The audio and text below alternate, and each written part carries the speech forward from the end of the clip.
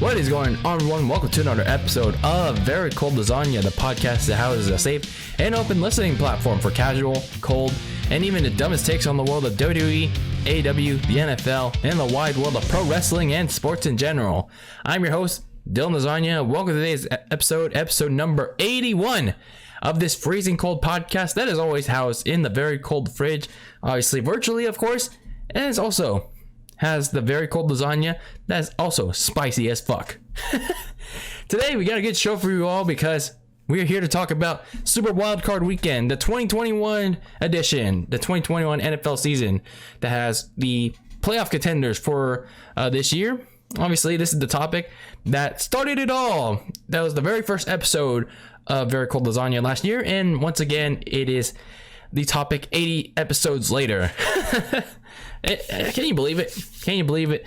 The episode that started it all, the topic that started it all with Super Wildcard Weekend from 2020 last year, and then here we are once again 80 episodes later. Technically it's 81, but whatever, we don't do the math here. Talking about the 2021 edition, or I guess, I don't know, you want to mix up the years, the 2021 to 2022 Super Wildcard Weekend. We got 12 new teams. Well, actually, a lot of them aren't really new, but a good chunk of the field is relatively new, and I'm pretty excited. I'm pretty excited for this year's NFL playoffs. This is the first chapter. It's actually a new chapter going to be written in this NFL season. First, we had the regular season. That was chapter 1. And then we get chapter 2, which is the playoffs, of course. And then this is just one of those chapters in the Super Wildcard round. And then obviously we get divisionals, championships, and the Super Bowl. This is going to be one hell of a season. Yes, it is a brand new season. Playoffs are an entirely new season for the NFL. And we're all here to experience it. And hell yeah, I'm excited for it. More so excited than the Royal Rumble, WWE's big event in January. More so excited than WrestleMania in April. Yes, I'm even more so excited than that. So buckle up, everyone, because right here in this show, we're gonna be talking about Super Wildcard Weekend on this show. Obviously, before we get started on today's show, I just like to remind each and every one of you really quick to check everything out in relation to Very Cold Lasagna, whether it's the YouTube channel, Spotify, Anchor FM, Apple Podcasts, Google Podcasts. Make sure you just watch or listen to Very Cold Lasagna however you prefer. Go and show your support however you can and help out the show. Let's talk about this Super Wildcard Weekend, shall we? Now, if you weren't here last year when I first started this show, you probably are asking yourself, what the fuck is a Super Wildcard round? Well, let me tell you right here before we dive deep into all these matchups that we're going to get into. Well, let me tell you what the wildcard round is. Well, the NFL wildcard round, for all my filthy casuals out there, that's why we're doing this episode. You know, it's the opening round of the NFL playoffs. What is the NFL? The National Football League. The playoffs is a 4-round tournament for the NFL. It's also typically a 4-round tournament for leagues like the NBA and the NHL, all the other major sports leagues. So when we're talking about the NFL, the first round matchups for the NFL consist of 7 teams. Not 7 teams. Sorry, my apologies. 6 teams in the NFL vying for the next spot in the next round.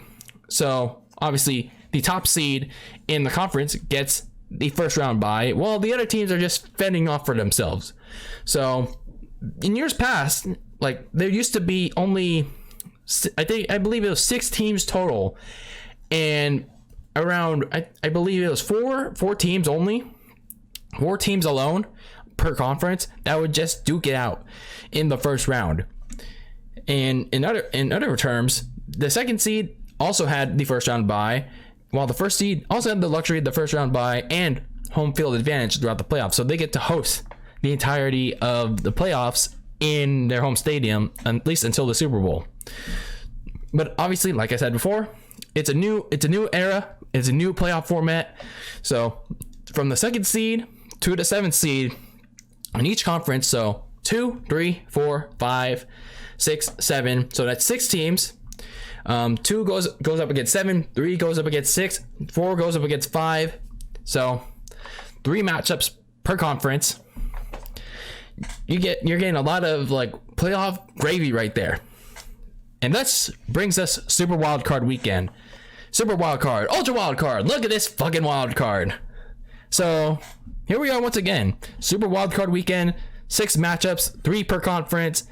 And unlike last year, where everything was jam-packed all over the weekend, 3 on Saturday, 3 on Sunday, they're doing things a little bit different here. You know, they're introducing the first ever Monday night wild card matchup. They're doing something in the national stage. Finally, I guess you could say that, because who wants to watch WWE Monday Night Raw after the NFL Wild Card Weekend? So thank you to the NFL for doing that.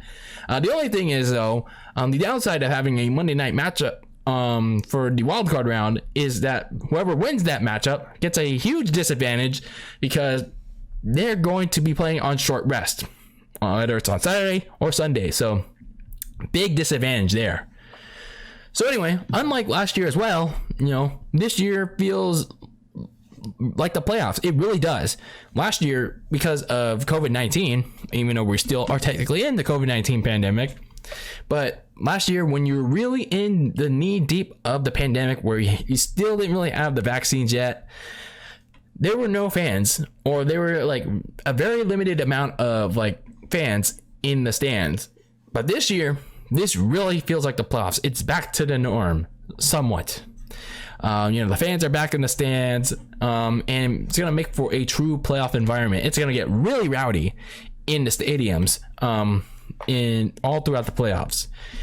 And, you know, interestingly, 5 of the 6 matchups, the only one being San Francisco and Dallas, but 5 of these 6 matchups that we're going to be talking about here in this Super Wild Card weekend preview are rematches from the regular season. So it's kind of like grudge matches in this Super Wild Card round.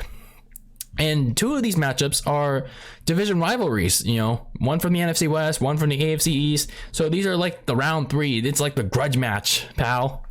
So it's setting up for an interesting precedent in this wild card weekend. So it's going to be a good one. So let's begin this dive deep into our Filthy Casuals guide into Super Wild Card Weekend 2021, starting with the AFC side with the Las Vegas Raiders as the 5 seed at 10-7, going to the 4 seed AFC North champions also at 10-7, the Cincinnati Bengals. This is going to be on NBC, kicking things off in prime time, sort of in the daytime. And this, you know, this is a rematch right away, beginning with the rematch of Week 11 when the Raiders and the Bengals met in Vegas, and the Bengals whooped the Raiders' candy asses, 32-13. This was at a time where the Raiders were pretty much in a state of funk. You know, this was during the time where all that drama was happening off the field with John Gruden and Henry Ruggs, and I think it was one other player, which we'll get into. But either way, this was a drama of flux for the Las Vegas Raiders. So let's talk about these Raiders first. You know, they finished the season 10-7, and, you know, they clinched their postseason berth, their first one since 2016. And this is actually Derek Carr's first trip to the playoffs. And it was in a little final seconds of overtime against the LA Chargers back in Week 18. So literally this past week. And, you know, this was actually a game, the season finale game against the LA Chargers, where the Raiders were clearly trying to help out the Chargers by playing to tie. And, you know, how did they tie? You know, it would have dicked out the Pittsburgh Steelers. And, you know, it could have created some kind of more compelling playoff matchups, in my opinion. But anyway, you know, for Las Vegas, they underwent a lot of drama this season, especially off the field. You know, back in Week 5, John Gruden, their initial head coach, he had to resign. He actually resigned by, I don't know, whether it was by choice or he was like, there's just too much scrutiny that he was forced to resign, because there were some leaked emails that contained a lot of racist and technically bad language towards various people around the NFL. And then a month later, things got worse for the Raiders because second-year receiver Henry Ruggs III, he made a very bad decision. He got arrested for DUI, and that was because he caused a fatal car crash while driving under the influence that killed another driver and her dog while under the influence. So he got arrested, and then he got released by Las Vegas. And you also had the fact that on defense, corner Damon Arnett, he was cut a week later after Henry Ruggs, because on Instagram Live there was a clip floating around showing him showing off his firearms, his guns, and he was shouting out death threats. So he got released. So on the field in that whole month of November, like at least the first half of November, and they were kind of in a state of flux. You know, they get blown out by the Chiefs, blown out by the Bengals. Things were not looking good for the Las Vegas Raiders. So after a 5-2 start to the season, they lost their next 5 of 6 to go 6-7. You know, again, a lot of that had to do with not just the resigning of John Gruden, but also the release of Henry Ruggs. And, you know, Derek Carr pretty much had not anybody to trust on offense, but there was one man to trust in this offense eventually, who came through big in a time where this team really needed it, and that was third-year receiver Hunter Renfrow. He became Derek Carr's preferred target, aside from the tight end Darren Waller. And once Hunter Renfrow started to break out, the offense became productive once again. I mean, sometimes they do have their moments, but you know, they were productive enough to win close games. So it wasn't just the offense, the defense, who had defensive ends Max Crosby, as well as Carl Nassib and Yannick Ngakoue. Yeah, they held their own as well against the some of the offensive lines that they faced. And you know, their secondary was pretty all right too. I mean, sure, they got destroyed by the Chiefs in week 14, but I mean, other than that, it wasn't so bad for them. So for the Raiders, they don't have the pretty names, but they had enough to win a lot of the close games that they were in and earn a postseason spot in spite of all the off-field drama that they endured. Meanwhile, for the Bengals, when you look at their season, they also entered at 10-7, and for the first time since 2015, they became the champions of the AFC North. A lot of that success had to do with the improvement of second-year quarterback Joe Burrow, coming off that terrible ACL tear in his rookie year in 2020, and the breakout of rookie receiver and 5th-round pick Jamar Chase, as well as having a stout supporting cast in your offense. And defensively, you had a good unit, but much like other teams that we're going to be talking about, they struggled with stringing together consistent performances. You know, Cincinnati, for much of the season, they'd be battling the entire division, the entire AFC North, for like who was going to lead all season long, who was going to represent the AFC North in this playoffs. And their division rival, the Baltimore Ravens, was the most notable one. But you know, consistency was a team issue season long for the Bengals. They had a late season surge, especially on offense. And that was the key to putting together better performances against their division rival Ravens, the Kansas City Chiefs in that big upset win in Week 17, that blowout win against the Pittsburgh Steelers like a month and a half ago. And, you know, it was good victories to build on their momentum for a playoff run that begins in the very first game of the wild card round. And obviously they've also watched the rest of the division continue to implode, especially the Ravens with their injuries. So that helped the Bengals clinch the division. Now the thing going into this game for both teams is whether or not the Bengals can win their first playoff game in forever. Remember, every time that the Bengals got into the playoffs, whether it was they were a wild card or the division champion, they can never get past the first round. It was some other coach coaching them, or it was Marvin Lewis, the former head coach of the Bengals. They could just never get past the first round. So I don't know if it's a curse I don't know if it's like bad luck or bad coaching or just typical Bengal choking.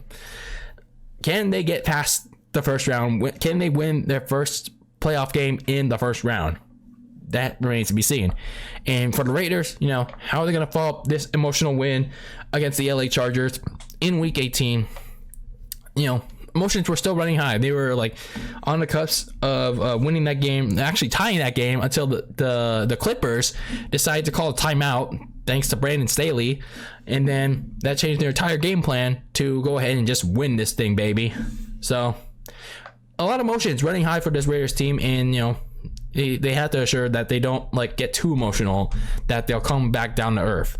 Some keys to victory for both of these teams. For the Raiders, you just got to go with what's best with Hunter Renfrow and Darren Waller. The Bengals are sure to lock down on them and force Derek Carr to go to guys like Zay Jones and Deshaun Jackson. So the Bengals defense is they're so-so, and Derek Carr, if he keeps it cool, if he doesn't go too conservative, he should be okay going against this Bengals secondary. For Cincinnati, you gotta light up the Raiders defense with that explosive offense. The thing with this Cincinnati team, like I said, they struggle with consistency, and I know this is their first playoff game, but you gotta forget how inexperienced you are, because the Raiders are just as inexperienced as the Bengals are at this spot.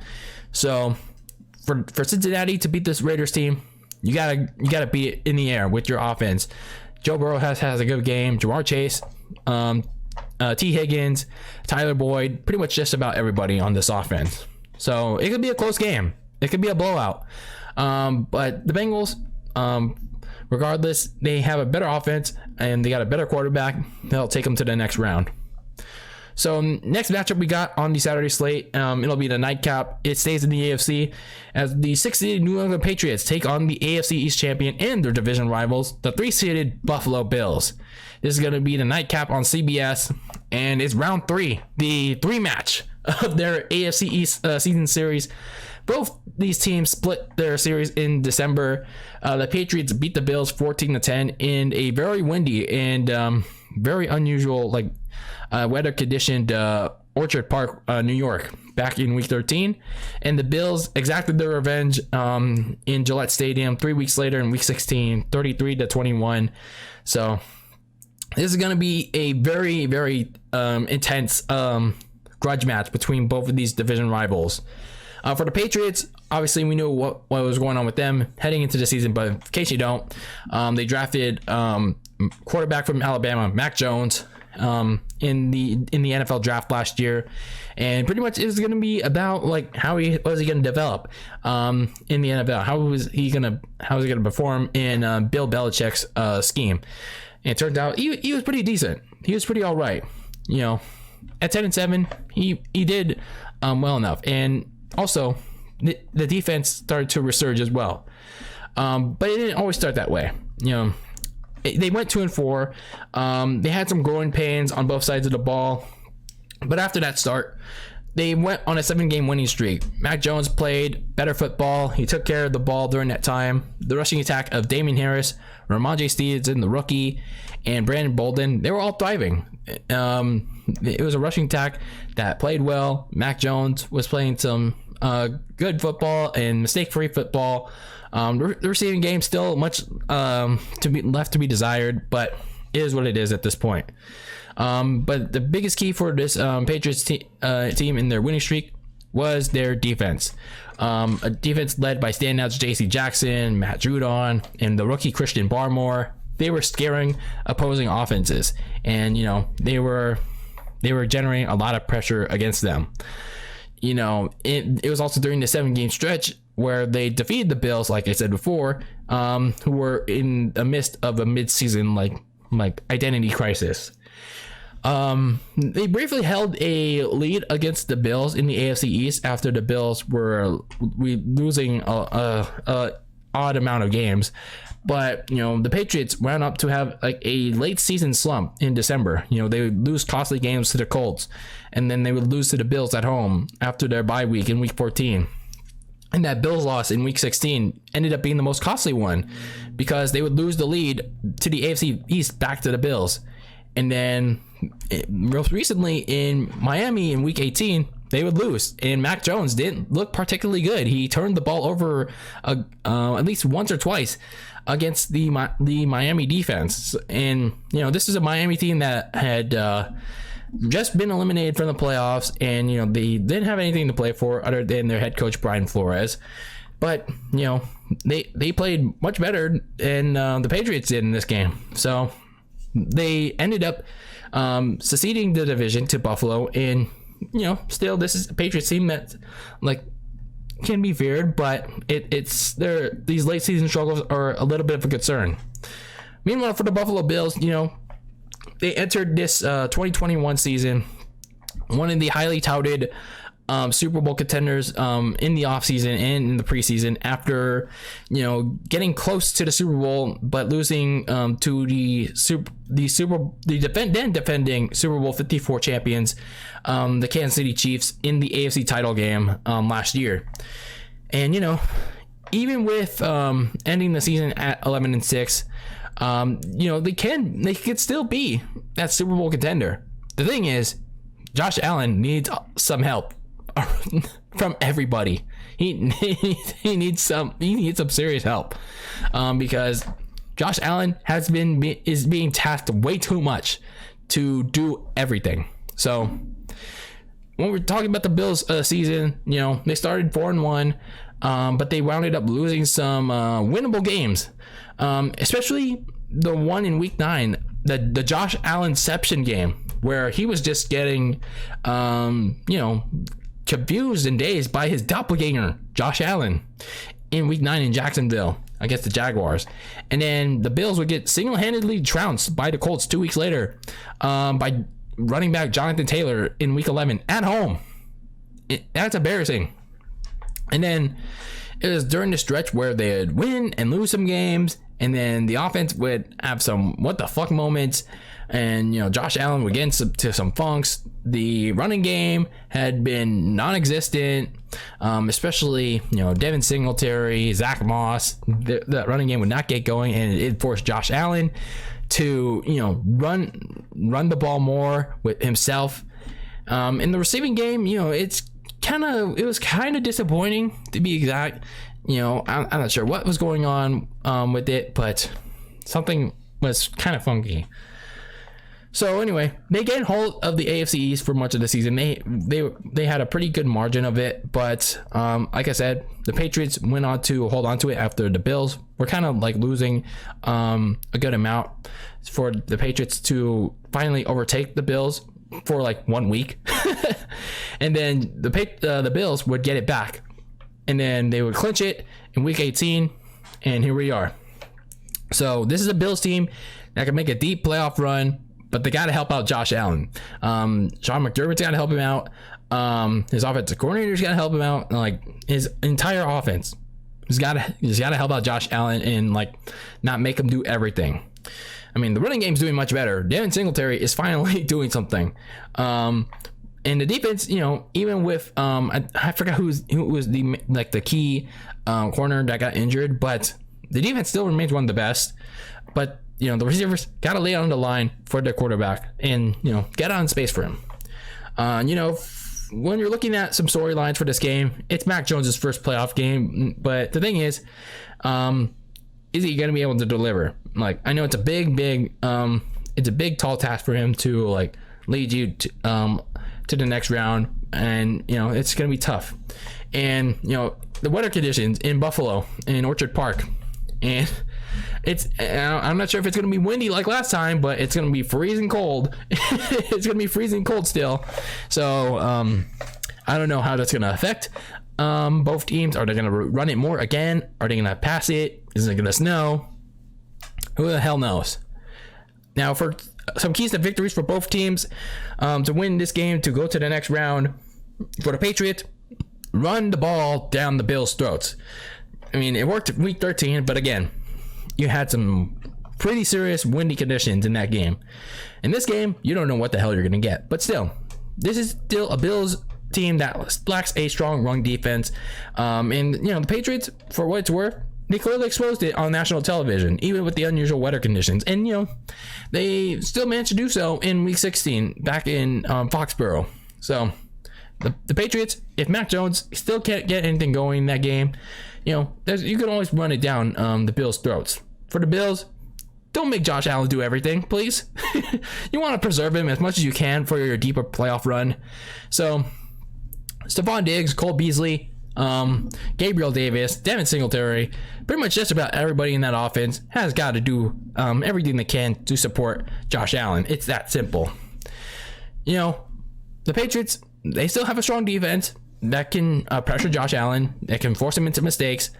Josh Allen obviously has to limit his own mistakes, not force himself to get into those self-induced ones. But when you look at the Bills, they have the offensive talent, they have the experience, they've been here before. It was just like a year ago. And, this Bills team will outwork the Patriots one more time and get past them. And put them away one more time. So going with the Bills over the Patriots, moving on to the next round. Now looking at the Sunday slate of games, starting off with the Philadelphia Eagles, the 7th seed. We're looking at some NFC matchups now. The Philadelphia Eagles as the 7th seed going up to Tampa Bay to take on the defending Super Bowl champions as the 2 seed, the NFC South champions as well, the Tampa Bay Bucs. This is going to be the only game this weekend that's going to be on Fox. So the only time you get to hear Joe Buck and Troy Aikman's ass. So anyway, this is going to be a rematch of their Thursday night meeting back in Week 6. The Bucs beat the Eagles 28-22 in Philadelphia. This rematch is going to be in Tampa. And, when you're looking at the Eagles this season, they were 9-8. They had a new head coach, Nick Sirianni. Like, everyone was thinking heading into this season, like, who the hell is Nick Sirianni? Like, who did he coach for? He's like a pretty under the radar head coach. And it's pretty understandable why. The Eagles, they started the season 2-5. Initially, that Week 1 win against the Atlanta Falcons, they looked like, okay, maybe they got something going here. But then you lose games to the San Francisco 49ers and the Dallas Cowboys, and then you have some more inconsistency during that 2-5 stretch. That makes you wonder, okay, they're clearly rebuilding here. So you get some inconsistent play from your second-year quarterback, Jalen Hurts, and some questionable play calling from Sirianni, which was clearly evident in that Week 2 matchup against San Francisco. But once you get to the midway point of the season, the Eagles decided to change things up. They decided to establish a run-first identity behind their big running back committee of Miles Sanders, Jordan Howard, Boston Scott, and rookie running back Kenneth Gainwell. And that's what they began to bleed with, a run-first identity. And, they also were helped by a favorable schedule, especially in the month of December when they were pretty much facing the entirety of the NFC East and Washington. So the Eagles went 7-2 in their last 9 games to clinch a playoff spot, and probably the ones much earlier than the 49ers did. So anyway, this offense, again, led by its run-first approach. And, Jalen Hurts himself, he's been a serviceable passer. But eventually you got to figure out at some point if he's the long-term answer. And this season hasn't really shown much yet. So when you're looking at his supporting cast on offense, a rookie receiver, Devontae Smith, has been good. But again, this passing game has been deferred by the run-first approach that's been presented by Nick Sirianni. On the defensive end, there's also much left to be desired aside from defensive end Fletcher Cox and corners Darius Slay and Steven Nelson. But other than that, actually, the defense is actually a pretty weak spot against quality opponents.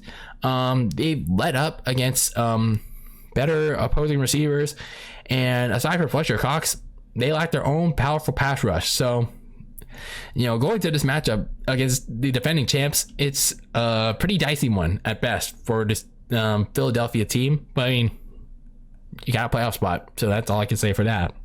Meanwhile, for the Tampa Bay Bucs, last year they were a wild card. They went on an improbable run to have have the Super Bowl, to play in the Super Bowl on their home turf, be the first one to do so and actually win it in dominating fashion against the Kansas City Chiefs. So here they are once again, ready to go on a quest to defend their crown and be back-to-back Super Bowl champions. They ended their season 13-4 for the first time since 2007, be the champions of the NFC South. And this is despite all the late season drama that they had endured. But going into this season for the Tampa Bay Bucs, they had every starter return from their Super Bowl season last year. And, you know, there were some regressions in the secondary. Obviously, you have Tom Brady on offense to more than make up for that. And, you know, you have a strong defensive line led by Shaquille Barrett, Levante David, and Villa. But, again, that late season stretch in December, it was not pretty for the Bucs. Sure, they won games. But there was a price. There was a price to be paid. They'd lose key receiver Chris Godwin, who was playing on the franchise tag, to a torn ACL, and then starting running back Leonard Fournette is still, you're not sure if he's going to play at all in these playoffs because of a hamstring injury in Week 15. Both of those guys were lost in that Saints game where they got shut out by New Orleans. And then Antonio Brown decided to have a temper tantrum, and his ass got released in Week 17 against the New York Jets.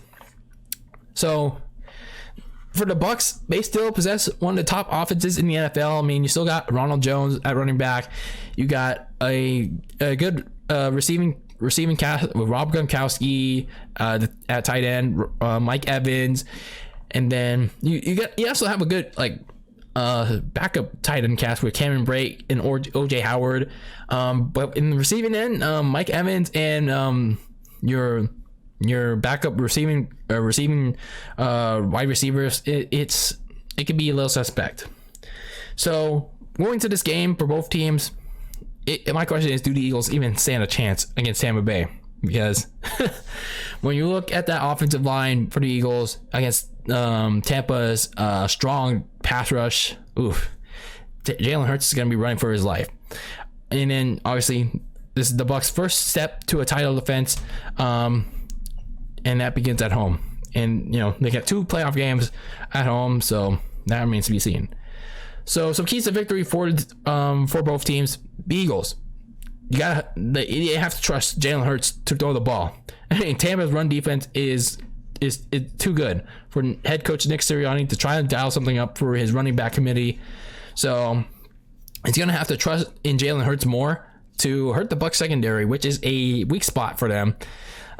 He's got to let him throw to Devontae Smith, Dallas Goedert, and his other litany of receivers, if they have any. For the Bucs, you know, just let Tom Brady do his thing. That's all you got to do. And then for the defense, you gotta cover Devontae and Goddard. It's simple.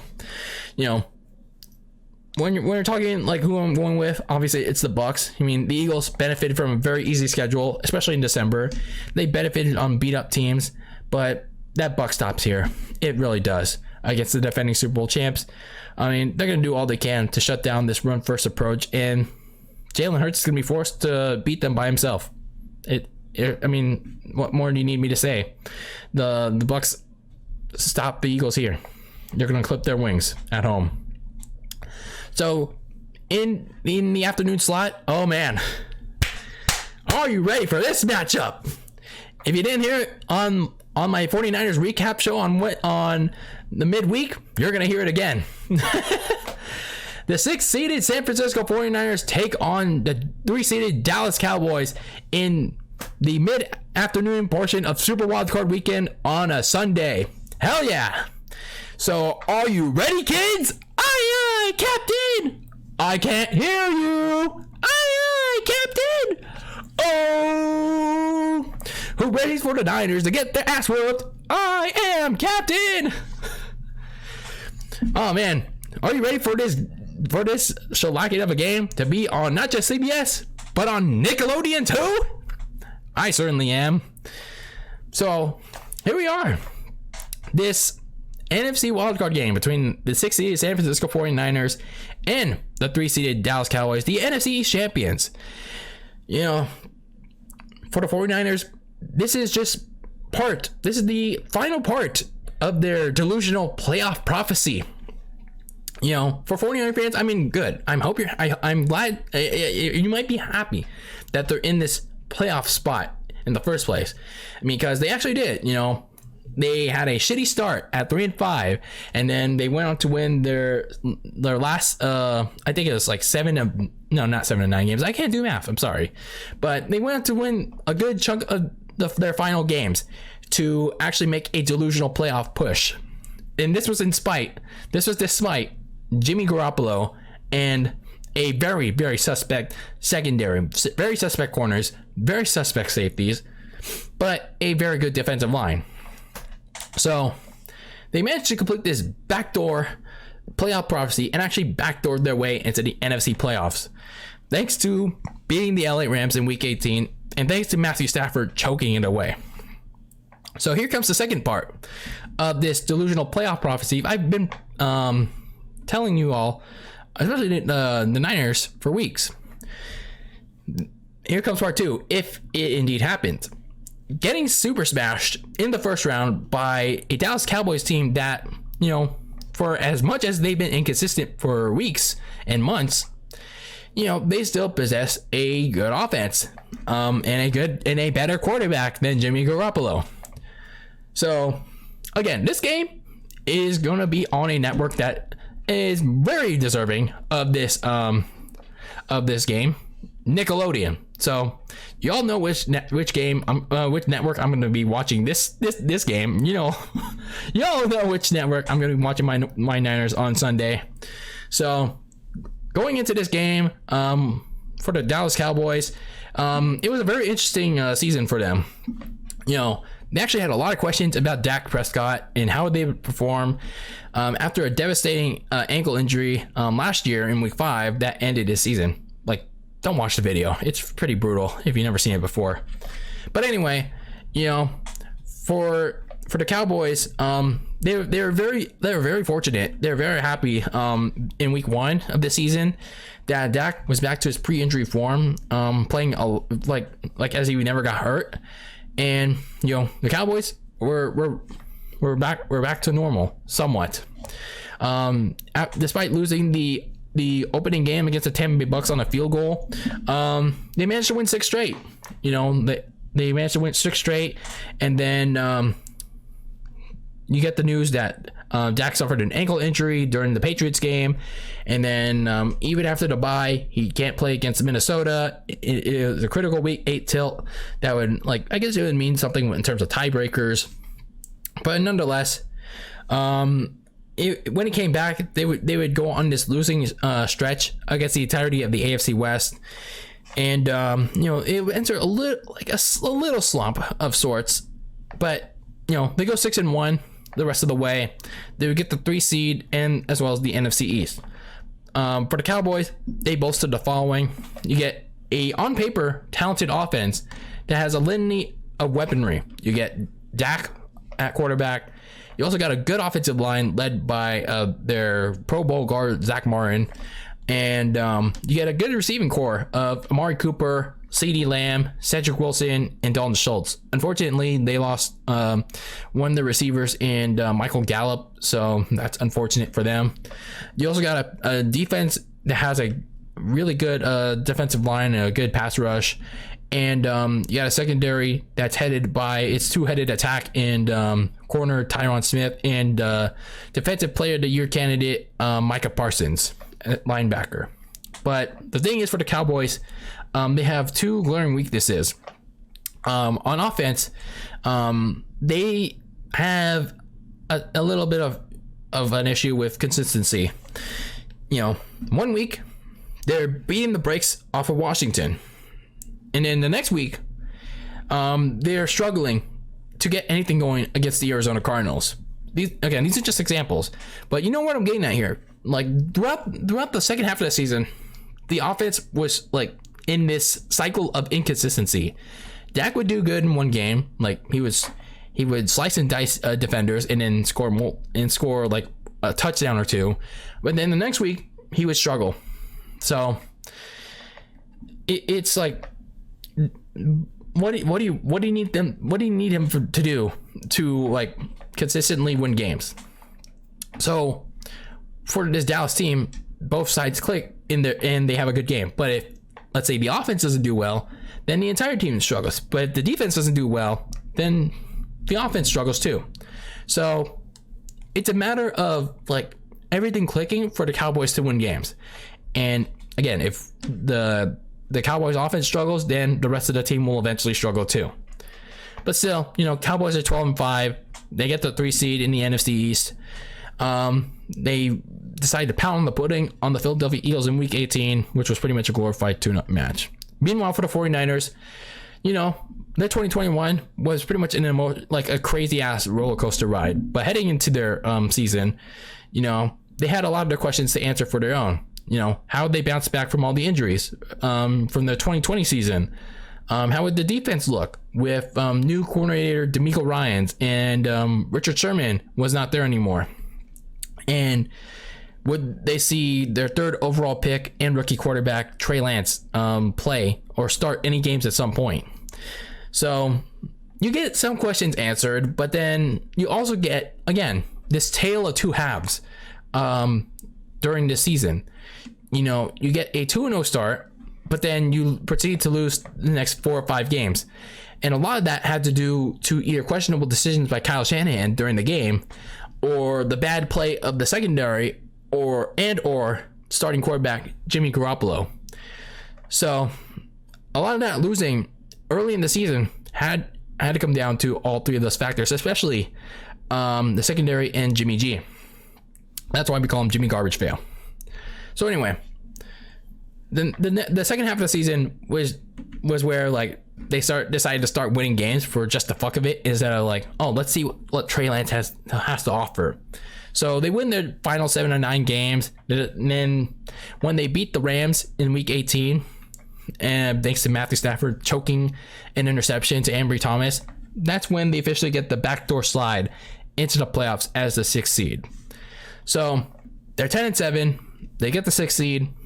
You get 3 teams representing the NFC playoffs. The Niners are their 3rd team, obviously. For the Niners, they boast an offense that has a very talented receiving core. You got Deebo Samuel.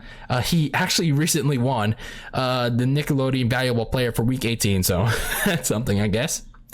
Brandon Ayuk, he had a not so great first half of the season, but then you saw him really come on during the second half. George Kittle, the All-Pro tight end from years past, he's been very good this season. And in recent weeks, Jawan Jennings has been coming into his own as the 3rd wide receiver of this offense. Again, though, here's the thing. This offense mainly centers around the rushing attack, led by rookie running back Elijah Mitchell, who's been doing a rock solid job in place of the starter Raheem Mostert. He was lost for the season back in Detroit all the way in week 1 in September. But the thing is, for the Niners, if they can't get the running game going, Kyle Shanahan has to go to Jimmy Garoppolo.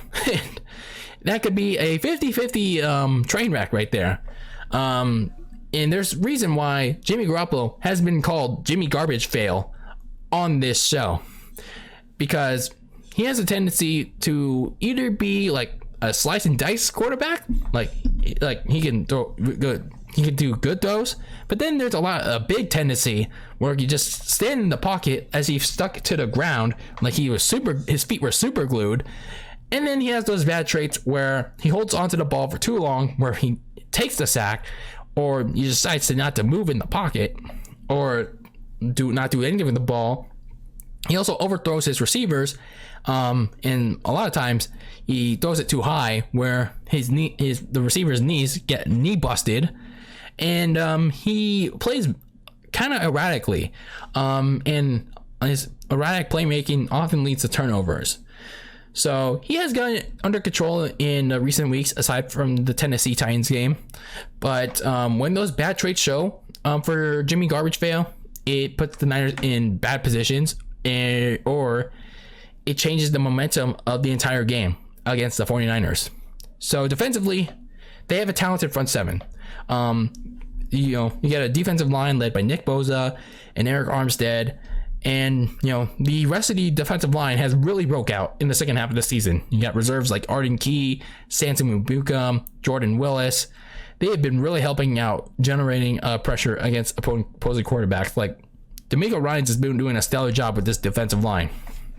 You also still have all-pro linebacker Fred Warner. I mean, he hasn't had as good of a season as last year, but still, he's been doing a good job in the last 2 months. And, you got the backup linebackers Azeez Al-Shaair and Dre Greenlaw contributing as well. But here's the problem here. One of the two biggest weaknesses for the 49ers is their secondary, their corners. Even before their starting corner Jason Verrett went down in week 1, their secondary was not good. It was giving up a lot of big plays. Yes, this was also in Detroit. And then once Jason Verrett went down, that whole weakness just got bigger. And then what did the Niners decide to do to replace Jason Verrett? They decided to go out and get washed-ass Josh Norman. This is the same Josh Norman that got trucked by Derrick Henry in the 2020 season. And yet the Niners decided to sign his asshole. So Josh Norman's washed ass all season long, gets repeatedly burnt like an over-toasted fruitcake. And, he is often the lead guy to get taken to officiating jail, gets handcuffed for pass interference because he doesn't know how to cover for shit anymore these days. And, the corners like K'Wan Williams, Emmanuel Mosley, they've been bad for like half of the season. And, they've been committing pass interference themselves. But the one thing that I can give them a plus on is getting critical stops when it matters most. And I guess you could give a plus on that. The problem is they still give up big plays. And, they also give up small plays that turn into big plays. So for the Niners, the secondary remains the biggest weakness.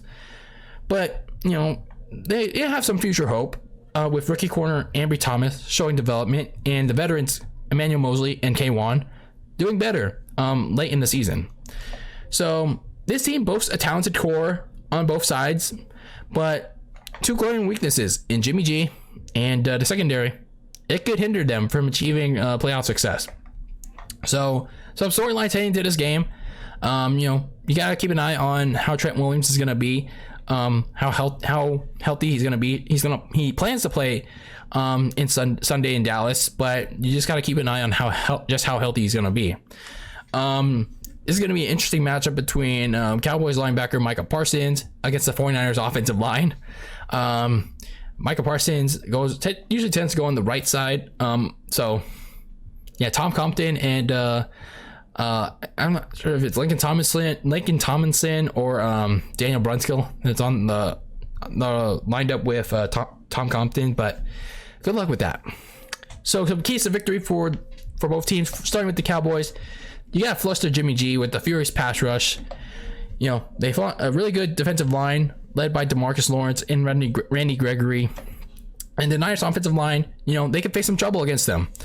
And if the Cowboys can generate some pressure up front, well, it'll get Jimmy G out of sorts and force him to get the ball out early and into mistakes. And, Dak Prescott and that offense need to show some consistency. And, they had a good game in Philadelphia, but, granted, Philadelphia was playing its backups. It was pretty much a tune-up game. So here in this game, if Dak is having issues again, another week where he's having trouble getting the hot hand started, this Cowboys team is gonna get out of sync again, and it's gonna affect the defense. It's gonna it could affect special teams. If this offense doesn't get started hot right away, they're gonna fall behind relatively quick. For the 49ers, you gotta dial up as much pressure as you can against a good Cowboys offensive line. I think, in my opinion, the Cowboys barely give up enough sacks, and they don't let Dak Prescott get hit that much, and that's mainly thanks to their offensive line led by Pro Bowl guard Zach Martin, and I think there's another Pro Bowl guard in there as well, another starter. But the Niners have a much better and a more formidable defensive line that can be a powerful counter to that. So defensive coordinator DeMeco Ryans, he has to dial up, he has to call some plays that can get as much pressure on the O-line, and so they can get after Dak. You gotta go with what works best, and that's the running game, because the Cowboys' run defense is actually one of their biggest weaknesses. And for this game, this is a game where Kyle Shanahan, one of his preferences, it could shine here. So it's a good spot for Shanahan to dial up some running plays for his running backs, Elijah Mitchell, Jeff Wilson, and Trey Sermon. It's a good spot for them. And then you just gotta have to avoid a slow start. You don't want to avoid a situation where Jimmy G can't get the offense producing early in the first quarter, and then Dak Prescott start burning the secondary, and this happens very often, and the Niners are gonna have to make another second half comeback. It might not end but it be in a situation like the Rams game in week 18. So if they get off to another slow start, especially on offense, where you see Jimmy Garbage fail strike again, they could fall into another big hole in a big hurry. So this is going to be an interesting game. This is going to be a game where the Niners could win. Like this, like if they were facing the Bucs or the Packers, no, they're not winning that game. But here, you can give a slight edge to the 49ers, but the Niners have a better quarterback. On his best day where he's consistent. The Cowboys also have their own issues. They also have their own issues at running back, but the Cowboys have a more quality quarterback that can at least lead them to a victory past a historic rival. And it's not a slight against the Niners. They also have talent. They also have playmaking to get it done. But what can hold them back is if Jimmy Garbage fail, hit that side of Jimmy Garoppolo rears its ugly head. If the turnovers start piling on against a semi-good Dallas defense, it's gonna affect the entire 49ers team. And if the secondary can't match up the production from the Rams game heading into this game against Prescott, yeah, you're in trouble. You're in big trouble. So I'm gonna roll with the Cowboys, and who knows, every time I pick against the 49ers, good things have happened to them. So I'll do it here again. I'm gonna pick the Cowboys over the 49ers. Hey, a loss in the wild card isn't the end of the world, because all it means is that the Niners, they shouldn't have been here in the first place, and having this playoff spot is just validation, somewhat, for the 49ers to potentially keep Jimmy G around for next season, when in all reality they should be starting Trey Lance. They should start seeing what he has in store as a starter. So overall, it's you should have already seen what Trey Lance has got already, but this is somewhat concerning for Niners fans, especially me, because if they go far, they go deep into the playoffs. They beat the Cowboys here, and they somehow beat the Packers, and Jimmy G plays well. Shit. The Niners might consider keeping Jimmy G around, and then let Jimmy Garbage fail start over Trey Lance 2022. But win or lose or Sunday, win or lose or on Sunday, there's always that one important thing. There's that one important thing that everyone, whether you're a Niners fan or a Cowboys fan or just a general NFL fan, that you have to do on Sunday. And that's this. This is what you have to do. You got to go on NFLNickPlay.com. You got to vote. You got to go on that website during the game, before the game, halftime. I don't know when they're going to do it, but you have to assure that one man and one man alone wins the most coveted prize in all of sports and entertainment, and that is the Nickelodeon Valuable Play Award, the MVP, first won by one Mitchell Mick Trubisky last year, and he's gonna hand that award down. He's gonna pass the torch down to one man only in this game, and Nickelodeon MVP must be given to one James Richard Garoppolo. You all have to do it. Everyone needs to do it. Vote for James Jimmy G Garoppolo. Hashtag Jimmy G for MVP. Hashtag Jimmy G for MVP. Do it. Do it on Sunday. I don't want Dak. I don't want George Kittle. I don't want Debo. Not Ayuk. Not Micah Parsons. Not Zeke. Jimmy James Garoppolo. Do it. So anyway, moving on to our final two matchups in this Super Wildcard weekend. We got the AFC nightcapper, the 7th-seeded Pittsburgh Steelers going up against the 2-seeded Kansas City Chiefs. You know, this is the nightcap on NBC, and, you know, there's been like some speculation going around that this could be the last game for Al Michaels and Michelle Tafoya. I know announcers like, why are you talking about announcers in this game? I mean, because I can. It's my show. You know, this could be the last game for Al Michaels and Michelle Tafoya on NBC. Al Michaels might be going to Amazon Prime Video to do Thursday Night Football, and Michelle Tafoya could be doing something else that's not sideline reporting. But I mean, if you're interested in that, I mean, do some digging around. But anyway, when it comes to this matchup, this is a rematch of their Week 16 game, where Kansas City, boat raced the Steelers 36-10. It was 30-0 midway through the third quarter against Steelers defense that just like played like shit. It was an offense that played like shit. Everyone in the Steelers were playing like shit. You know, for the Steelers, you know, they're very lucky. They are actually very lucky to be in this spot. For all the Yinzers, as they like to call it in Pittsburgh, the Steelers are going to the Super Bowl.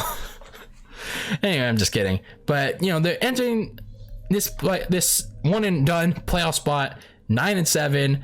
You know, the Steelers are just clearly out there to try and give Big Ben Roethlisberger just one last playoff game, one last go.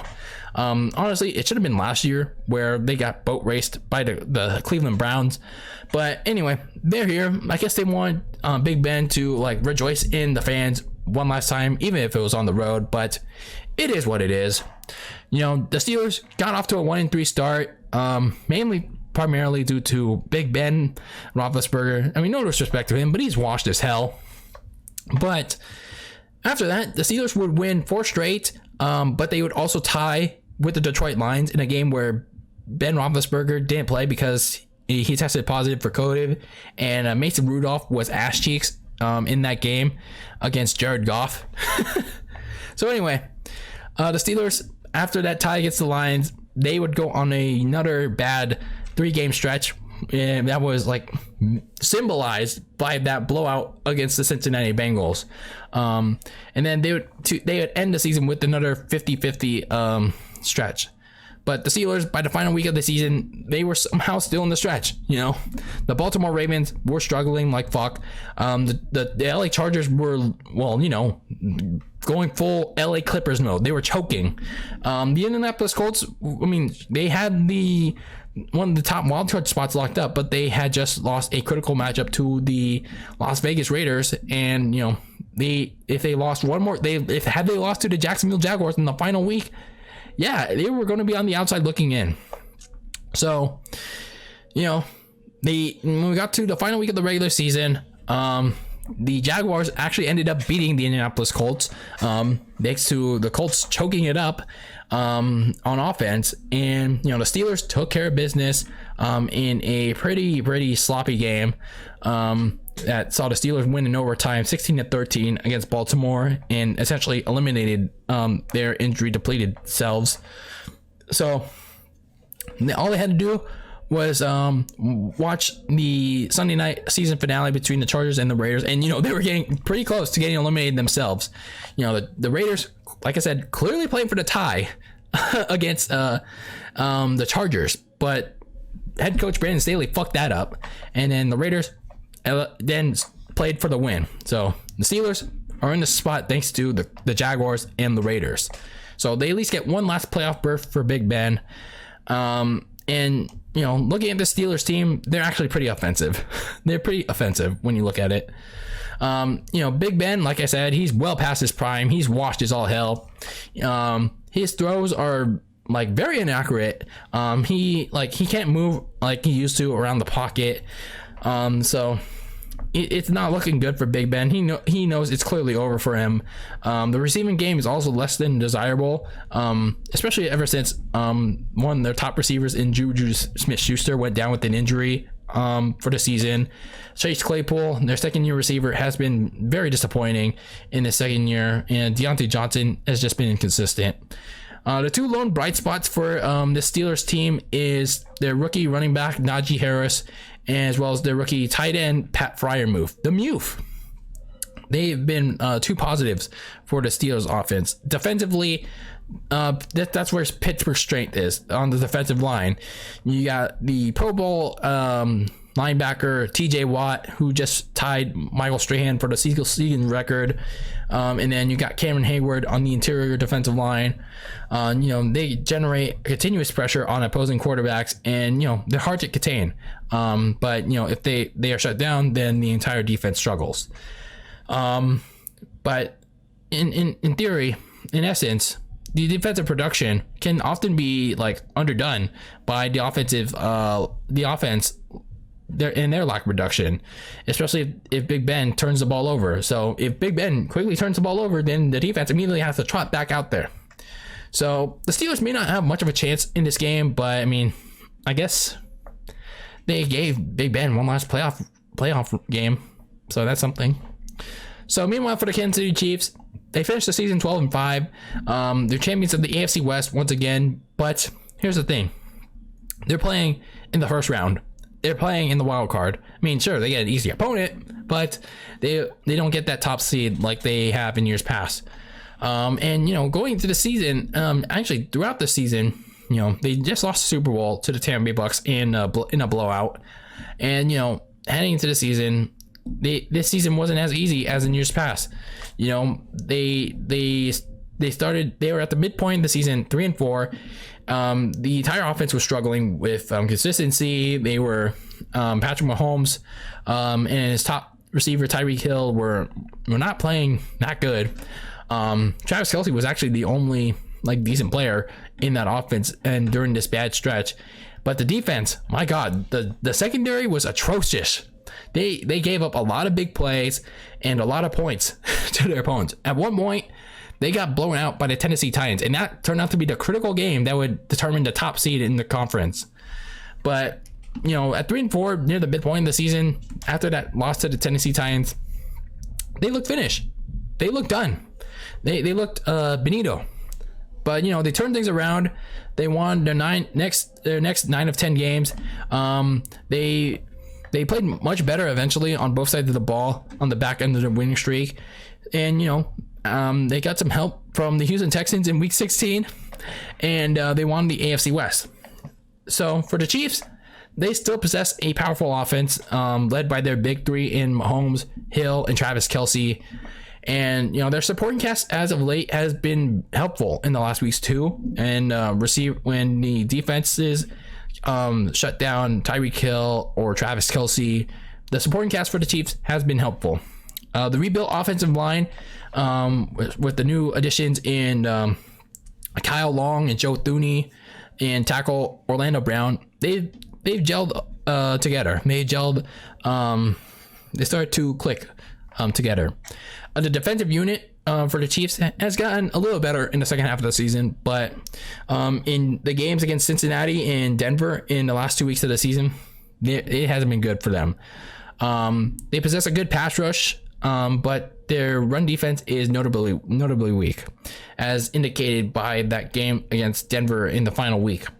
Their secondary at times also has a tendency to get beat by opposing receivers as well, so that could be an area of attack again for Pittsburgh, I guess. So, for the Chiefs, if they want to go deeper in the postseason, if they want to beat the likes of the Bills or Cincinnati, if they make it that far, they're going to need more from their defense. They're going to need a lot more from their defense and making critical stops. So some keys to victory. Again, you don't know how much storylines going into. Well, it's going to be an essential blowout for Kansas City. For the Steelers, you just got to try to put up a fight. That's all.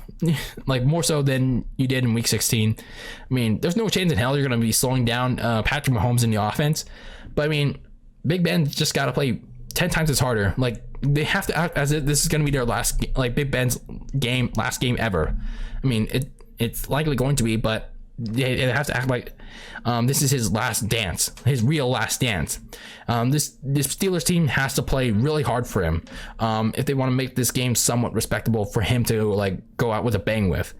For the Chiefs, it's simple. You just got to spread the ball around, attack the defense, because in all honesty, they don't really need to do much against this Steelers team. And you know, like I said, they're not, the Chiefs are going to run the Steelers out of the building. They're going to run them out of Arrowhead. I mean, Big Ben had his fun. He had his final home game, possibly ever. He got one last regular season victory, but for Night Kuiper, damn, this sucks. So then we get to the first ever Monday Night Football wild card game, and the last game we're going to be talking about in this Filthy Casuals guide on this episode. The NFC side, the NFC West 3 match between the 5 seed Arizona Cardinals going up to Los Angeles and the site of Super Bowl 56 to take on the 4 seeded LA Rams. This game is going to be on ESPN, ABC, and the Manning cast. It's going to be pretty much all over the place. Pick your choice. So it's round 3 of this NFC West rivalry. Both teams split these regular season series. The Cardinals beat the Rams 37-20 in Week 4 in a game that the Cardinals at the time, their offense was red hot, and their defense pretty much pumped the brakes on Matthew Stafford and the Rams. And back in Week 14, the Rams got some revenge, but also netted a critical win against Arizona that would eventually lead to the Rams getting the lead in the division race and obviously getting the NFC West. When you're looking at the Arizona Cardinals, it was yet another tale of two halves for Arizona. They started off hot, 7-0, but stumbled downward to 11-6. Like, damn, you only managed to win 4 games of 6. That's not good. So during this 7-0 stretch, Kyler Murray in the offense, they would light up the scoreboard. They would light up defenses in their 7-0 start. The only time that they didn't was against the 49ers back in Week 5, but still, you had a defense led by free safety Buda Baker and a linebacker in Chandler Jones that made critical stops against opposing offenses. But when they lost that Week 8 matchup against the shorthanded Green Bay Packers, where AJ Green pretty much sold that game by not looking at the ball from Kyler Murray, that led to an interception. It was also during that game where Kyler Murray and DeAndre Hopkins would suffer injuries that would keep them out until the Week 12 bye. That was a critical point of the season for Arizona. But still, you know, the Cardinals still managed to go 2-1. They had a pretty decent stretch there where Colt McCoy and James Conner, they beat the 49ers, they beat the Seahawks before the bye. But out of the bye, you know, something was off with Arizona, especially when they lost DeAndre Hopkins again in the Monday night game against the Rams. So it was also during that Monday night game against the Rams at home where the offense it just no-showed again. And it took like the last 5 minutes where they had the ball to finally show up. So for the Cardinals, you know, the Rams were literally breathing down their throats, and they literally had to win pretty much almost every game to stay on top in the NFC West. But that game against the Rams on Monday night in Week 14, that proved to be the backbreaker for them, because they would then lose it in embarrassing fashion to the Detroit Lions like 6 days later, and then the next week on Christmas they would lose to the Indianapolis Colts, where the offense didn't show up again in prime time, and then they would lose to the Seahawks to end the season, where the offense no-showed again. So They only won against the Dallas Cowboys, but still, it's a very concerning stretch for Arizona, and that's their biggest problem. The team's inability to execute in the biggest of spotlights.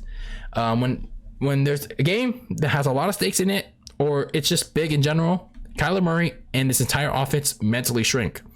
And so does Cliff Kingsbury, their head coach. He just doesn't know how to adjust his game plan when he sees his offense struggling. He doesn't know how to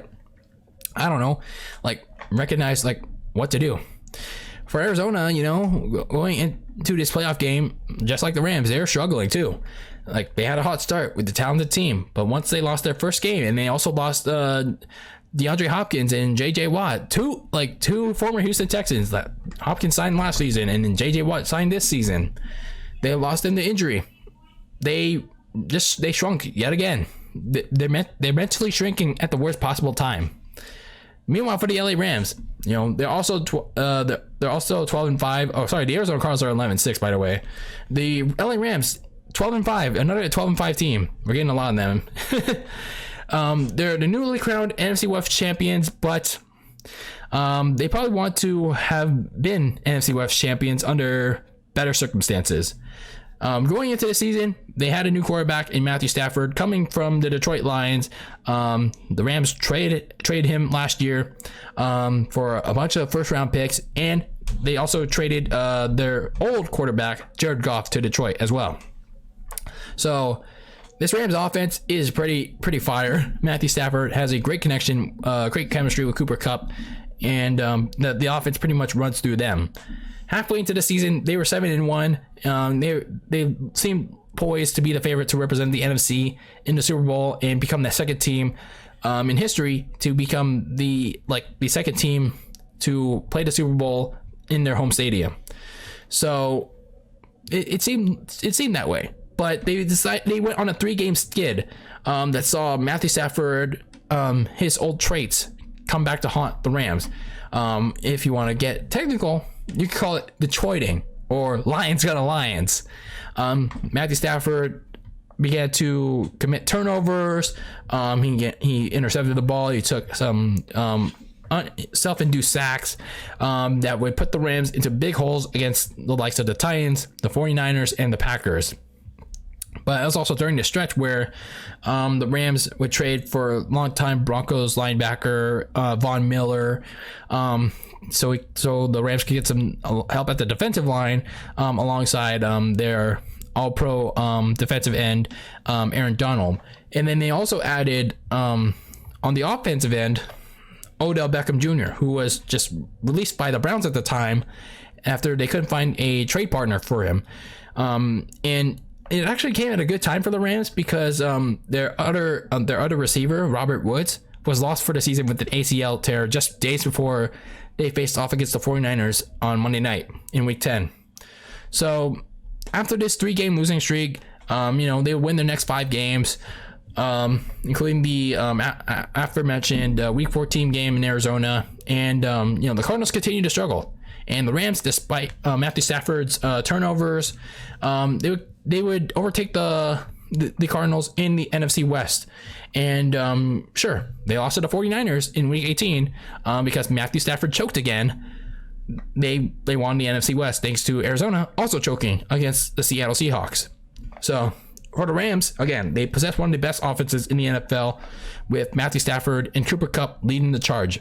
They also have a resurging Sony Michel doing things at his position. You also have a decent supporting cast on the receiving end with Van Jefferson and Odell Beckham Jr. Finally having his place in the offense. But the big issue here for LA is Matthew Stafford's turnovers. He's been giving the ball away at least once in every game in the last month. Defensively, the defensive line is a strong unit. Aaron Donald and Von Miller are leading the pack, pressuring the quarterback. Aaron Donald is still one hard dude to stop. But if Donald and Von Miller are somehow able to be stopped by a stronger offensive line, example, the 49ers in the last week of the season, and it puts the entire defense into a funk.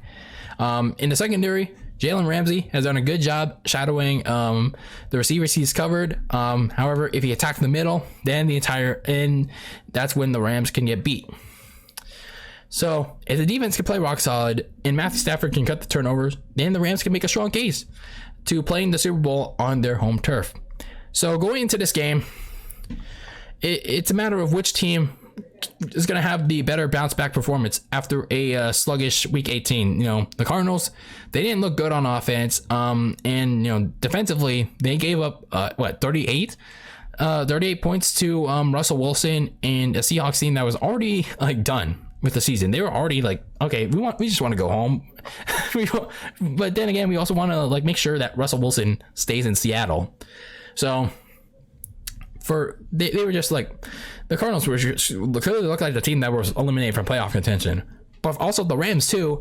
They had the NFC West all but sealed up. Initially they weren't thinking about it, but they had the game all wrapped up, but then Matthew Stafford decided to choke the game away, and the defense decided to let the 49ers come back in that game. So for this matchup in the closer of Super Wildcard weekend, it's a matter of who's gonna respond, respond to that loss better. Is it gonna be the Rams or is it gonna be Arizona? And continuing on with the Arizona Cardinals, you have to wonder if head coach Cliff Kingsbury is if he's going to be playing for his job. For how many years has he been with Arizona now? 3 years, since 2019, and this is the second straight year. This is the second straight year where he's had a good start. He has had a good start to the season, and then in the second half, his team has choked. His team has really choked. So you have to wonder if Cliff Kingsbury is really the right guy to lead the charge to help out Kyler Murray on the offensive end. So Cliff Kingsbury, you have to wonder if he's going to be coaching for his life, his life in Arizona on Monday night. So some keys to victory for both teams. For Arizona, Kyler Murray in that offense, they have to execute on all plays. They have to execute it better. If Kyler Murray is just fussing around, running around, trying to find somebody, it's just going to be a whole entire mess for that Cardinals team. For the Rams, relax. Matthew Stafford, you just have to relax under pressure. If Matthew Stafford is totally flustered, it's going to lead to turnover city. It's just going to lead to more turnovers by Matthew Stafford, and it's gonna make the entire defense pissed off at him. It's gonna get them out of sync as well. So both teams are clearly struggling heading into this wild card closer, but the Rams are gonna make life harder for Kyler Murray with a feisty pass rush. And for the Rams, they saw an offense that has one of the best receivers in the game in Cooper Kupp, and as long as Matthew Stafford can keep it cool, can relax, minimize the turnovers, the Rams are going to beat the Arizona Cardinals and send them packing in the first round. So there you go, your Filthy Casuals guide to the 2021 Super Wildcard Weekend. Who do you think is going to win these matchups heading into the weekend? I got the Bengals, the Bills, the Bucs, the Cowboys, the Chiefs, and the Rams. Who you got? Are you going to go with me? Are you going to pick with me? Or are you going to pick against me? Now, it's your call. We're all friends here. Maybe not, but it's going to be an interesting weekend of football. It's a new season of football. Regular season's done with. Playoffs are an entirely new entity here in January. But that is it for this episode of Very Cold Lasagna, the Filthy Casuals Guide to Super Wildcard Weekend 2021. I am your host, DylanLasagna. Thank you for tuning in to this fine episode 81 of this freezing cold podcast. Make sure you tune into the podcast wherever you can and however you can, where it's on YouTube, Apple Podcasts, Spotify, Anchor FM, Google Podcasts. Follow the show on social media, on Twitter and Instagram at Very Cold Lasagna. And as always, keep that lasagna very cold in the fridge with your takes on the world of pro wrestling and sports very cold and in the fridge, like spicy as hell lasagna. Anyway, everyone, enjoy Super Wildcard Weekend. And until next time, until the next episode, peace out.